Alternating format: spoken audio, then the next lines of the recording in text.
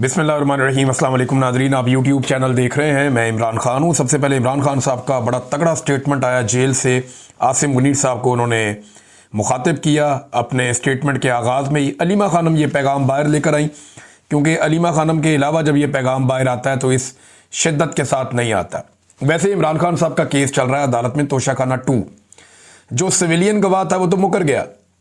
उसने कहा जी मेरे पे तो दबाव डाल के इन्होंने ये करवाया, मैं तो इमरान खान के खिलाफ ये गवाही देने नहीं चाहता। यानी एक सिविलियन था, फौजी नहीं था, एक सिविलियन था, वो आया और वो मुकर गया। उसने कहा जी मेरा ज़मीर गवारा नहीं करता। उसकी गैरत जाग गई। उसने कहा जी मैं ये दबाव मेरे पे डाला गया था और दबाव की वजह से ये हुआ, और वो अदालत में आकर अपनी गवाही से पीछे हट गया। उसका फ़ायदा इमरान खान साहब को होना चाहिए था, लेकिन उसके पीछे हटते ही 2 फौजी बीच में डाले गए कि पाकिस्तान की तारीख के सबसे मकबूल वज़ीर आज़म के खिलाफ 2 फौजियों को जो यूनिफॉर्म थे, उन दोनों को पेश किया गया अदालत में कि इसके खिलाफ गवाही दो। अंदाजा करें आप, यानी आजम खान इनके काबू नहीं आया, सिविलियन इनके काबू नहीं आए, तो अब इनको ये करना पड़ा। ये नाज़रीन सूरत हाल है। इमरान खान साहब ने जो पैगाम भेजा उसमें आसिम मुनीर साहब के नाम सबसे पहला पैगाम था। अलीमा खानम लेकर आई है। इमरान खान ने आसिम मुनीर को बराह रास्त पैगाम भेजा। ये मैं इमरान खान का पैगाम आप तक पहुंचा रही हूं, जो इमरान खान ने कहा है कि आपने जो हमारी जेल में हमारे साथ जुल्म हो रहा है, जो मेरे साथ और बुशरा बीबी के साथ जेल में हो रहा है, ये मेंटल टॉर्चर है। आप ये इसलिए कर रहे हैं, ये आसिम मुनीर को इमरान खान कह रहे हैं, आप ये इसलिए कर रहे हैं ताकि मैं टूट जाऊं। हमारी मुलाकातें सारी बंद हैं, फैमिली के साथ मुलाकातें बंद है। इस वक्त इनको किताबें नहीं दी जाती, बच्चों से बात नहीं करने दी जाती। उन्होंने कहा कि अगर आपका ये ख्याल है कि मैं या बुशरा बीबी टूट जाएंगे, हमने ला इलाहा इल्लल्लाह मुहम्मद रसूलुल्लाह सल्लल्लाहु अलैहि वसल्लम कलमा पढ़ा हुआ है, और हमने ये अहद किया हुआ है कि यजीदियत और फिरौनियत के आगे सर नहीं झुकाएंगे, क्योंकि ये शिरक है। इसलिए इस चीज़ को जब तक हम जिंदा हैं, हम कभी भी अपना सर यजीदियत और फिरौनियत के आगे नहीं झुकाएंगे। अच्छा, इमरान खान साहब जो कलमे की बात करते हैं, यजीदियत और फिरौनियत की बात करते हैं, तो साथ ही मुफ्ती मुनीब साहब को लॉन्च कर दिया जाता है। मुफ्ती मुनीब साहब ने एक ज़िंदगी गुजारी है, एक आलिम दीन थे, उनकी बड़ी इज्जत है पाकिस्तान में, लेकिन इद्दत जैसे घटिया केस के ऊपर इनकी ज़बान नहीं खुली। ये चुप करके बैठे रहे केस वट के, इन्होंने बात ही नहीं की। दीगर इतनी इतनी ज्यादतियों ही खवातीन को सड़कों पे घसीटा गया, जलील किया गया, ये नहीं बोले। यास्मीन राशिद 70 साल से जायद उम्र की खातून, जेल में उन्होंने डाला हुआ है, जुल्म और बर्बरियत हो रही है, नहीं बोले। साबिक खातून अव्वल के साथ जेल में क्या हो रहा है, नहीं बोले। वजू के लिए गंदा पानी दिया जा रहा है, नहीं बोले। औरतों को सड़कों पे घसीटा, बच्चों के साथ जुल्म किया गया, नहीं बोले। चादर और चार दीवारी का तकद्दुस बार बार पामाल किया गया, नहीं बोले। लेकिन बोलते कब है, जब ऑर्डर आ जाता है। तो सरकारी मौलवी जो है ना, और दरबारी मौलवी जो है, ये तो अल्लाह रब्बुल इज़्ज़त पूछेंगे कि तुमने क्या किया। ये तो मुफ्ती साहब आपको अल्लाह के आगे जवाब देना पड़ेगा जाके। सारी जिंदगी आपने गुजार दी, हम आपकी इज्जत करते थे, लेकिन एंड ऑफ द डे, वैसे ये बड़ी जबरदस्त कहावत भी है एक, और कॉल भी है, कि आखिर में जाके सारे एक्सपोज हो ही जाते हैं। तो आप एक्सपोज हो गए, पता चल गया कि आप कहां से ओहदे लेते थे और कहां आपके ताने बाने जुड़े हुए थे। आज आप उनके हुक्म के ऊपर इमरान खान पे तनकीद करते हैं, निश्तर पे बरसाते हैं, और मजहब को बतौर हथियार इस्तेमाल करते हैं। तो इमरान खान तो झुकने वाला नहीं है, लेकिन आप बहुत बुरी तरह एक्सपोज हो गए मुफ्ती साहब। आप जुल्म और जबर के खिलाफ नहीं बोले, बल्कि जालिम के साथ खड़े होकर मजलूम के खिलाफ आपने आवाज उठाई। देखिए अब आपके साथ कुदरत करती क्या है। नंबर 2, इमरान खान साहब और क्या कह रहे हैं। दूसरा पॉइंट याया खान के ऊपर है कि फौज ने याया खान को इलेक्ट नहीं किया था। उन्होंने फौज का कंधा इस्तेमाल करके अपनी पोजीशन इस्तेमाल की। उन्होंने ये सोचा कि मैं अपना 10 साल इक़्तिदार लंबा कर लूंगा, लेकिन वो इलेक्ट होकर नहीं आए थे।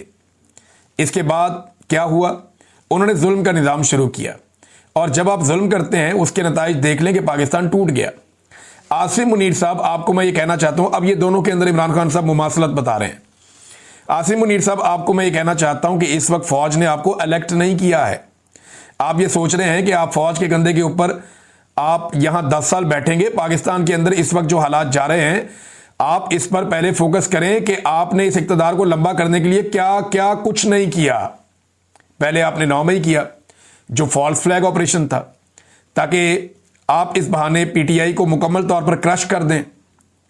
जब इलेक्शन हुए, पीटीआई ने इलेक्शन स्वीप किया, अगले दिन आपने यही इलेक्शन पीटीआई का चोरी करके आपने दूसरे सजाशुदा लोगों को वो इलेक्शन दे दिया।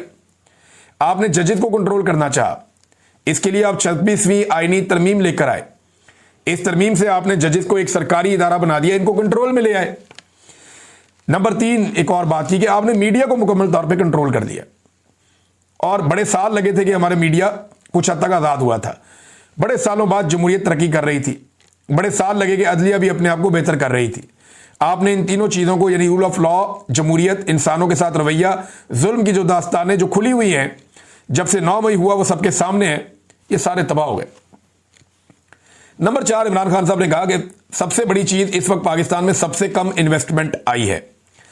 पाकिस्तानी तारीख में इन्वेस्टमेंट इन्हीं वजूहात की वजह से कम हो गई है। इसका नतीजा ये हुआ कि आज आपके 45% लोग गुर्बत की लकीर से नीचे चले गए हैं।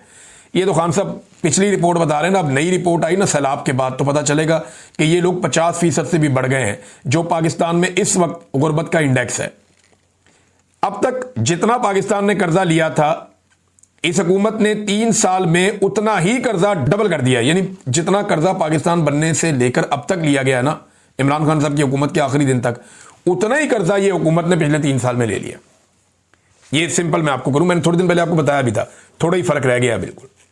जितना कर्जा पाकिस्तान बनने से लेकर इमरान खान के दौरे हुकूमत तक पाकिस्तान ने लिया, 70 सालों से ज्यादा की एक तारीख है, 75 साल तक जितना कर्जा पाकिस्तान ने लिया, उतना कर्जा इन्होंने 3 साल में ले लिया। ये है आसिम मुनीर साहब की और शहबाज शरीफ साहब की मुश्तरका कारकर्दगी। और जो SIFC इन्होंने बनाई है, उसका नतीजा क्या निकल रहा है? वो एक बड़ा फेलियर है। उसने पाकिस्तान को टके का कुछ नहीं दिया। 78 साल की, यानी 1972 के बाद, अगर पाकिस्तान की सारी तारीख आप उठाएं तो 1972 के बाद पहली मरतबा ऐसा हुआ पिछले 53-54 साल में कि पाकिस्तान में इतनी कम सरमायाकारी आई है। बेड़ा ही गर्क हो गया सरमायाकारी का, कि सरमायाकारी के लिए आर्मी चीफ ने एक इदारा बनाया था, SIFC। ये तो हालात है। अच्छा, इसके बाद जी वो कहते हैं कि $47 बिलियन था पहले, अब $90 बिलियन तक चला गया है। आपने इस कौम को दुगना कर्जा करके मकरूज कर दिया है। अच्छा जी, एक और सबसे आम पॉइंट अफगानिस्तान का है। चौथी या 5वीं दफा ये मैंने कहकर भेजा है कि सबसे पहले आपने अफगानिस्तान को धमकियां दी, उसके बाद यहां जो अफगानी थे उनको धक्के देकर पाकिस्तान से निकाला गया। वो 3-3 नस्लों से यहां बैठे हुए थे, उनको धक्के देकर निकाला गया। फिर आपने वहां बमबारी की। आप ये चाहते थे कि वहां से पाकिस्तान के ऊपर हमला हो और आप ये कह सकें कि हमारे पाकिस्तान में दहशतगर्दी हो रही है, और जो एंटी तालिबान हैं वो आप इनको बता सकें कि आप हैं वो मुजाहिद जो दहशतगर्दी के खिलाफ जंग लड़ रहे हैं। इमरान खान ने कहा है कि देखें, एक प्रेडिक्शन मैंने इलेक्शन से पहले की थी। ये इमरान खान साहब एक पेशन गोई भी उन्होंने की आज, और ये बड़ी खौफनाक पेशन गोई है। और जितनी पेशन गोइयां इमरान खान साहब ने की है ना गुज़िश्ता चंद सालों में, वो सारी ठीक साबित हुई हैं। उन्होंने बताया था कि ये सारे इकट्ठे हो जाएंगे, आपने देखा होगा। उन्होंने बताया था कि ये मेरी हुकूमत बेशक गिरा देंगे, लेकिन मैं ज़्यादा खतरनाक हो जाऊंगा, वो भी हो गया।